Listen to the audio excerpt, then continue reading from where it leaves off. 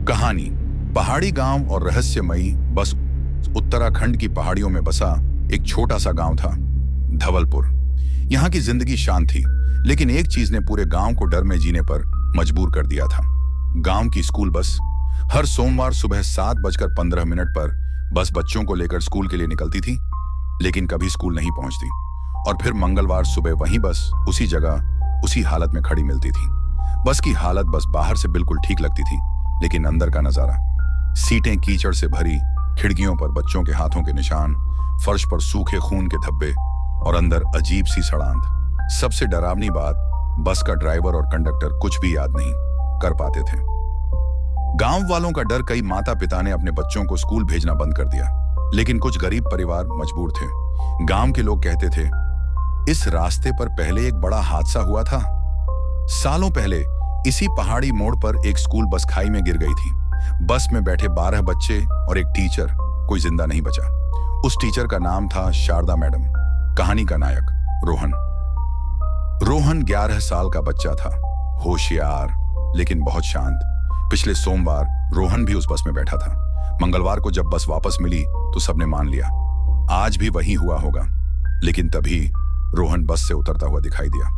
रोहन की हालत, उसका चेहरा पीला था, आंखें सूजी हुई, कपड़े गीले और मिट्टी से भरे। मां ने उसे गले लगाया। बेटा, क्या हुआ? रोहन कांपती आवाज में बोला। मैडम आज भी बस में आई थी। सब चौंक गए, पर वो इंसान नहीं थी। बस के अंदर का सच। रोहन ने जो बताया उसने सबके रोंगटे खड़े कर दिए। सोमवार को बस जैसे ही पहाड़ी मोड़ पर पहुंची, तभी अचानक ड्राइवर बेहोश हो गया। बस अपने आप चलने लगी और सीटों के बीच से ठंडी हवा बहने लगी। तभी सामने की सीट पर एक औरत बैठी दिखाई दी, सफेद साड़ी बाल चेहरे पर और गर्दन अजीब तरीके से मुड़ी हुई। बच्चों, पढ़ाई शुरू करें, उस औरत ने कहा। बच्चों, किताब खोलो, उसकी आवाज गूंज रही थी। बस के अंदर की दीवारें लाल होने लगी, जैसे खून रिस रहा हो। बच्चों ने देखा, खिड़की के बाहर कोई सड़क नहीं थी, सिर्फ अंधेरा और नीचे गहरी खाई। बच्चे गायब होने लगे। एक एक करके बच्चे अपनी सीट से खींच लिए गए। उनके हाथ खिड़कियों पर निशान छोड़ते रहे। रोहन रोता रहा। तभी वह औरत उसके पास आई और बोली, तू बच जाएगा, तू सबको बताएगा। मंगलवार की सुबह अगले दिन बस उसी जगह खड़ी थी और रोहन बस के अंदर बेहोश मिला। बाकी बच्चे कभी नहीं मिले।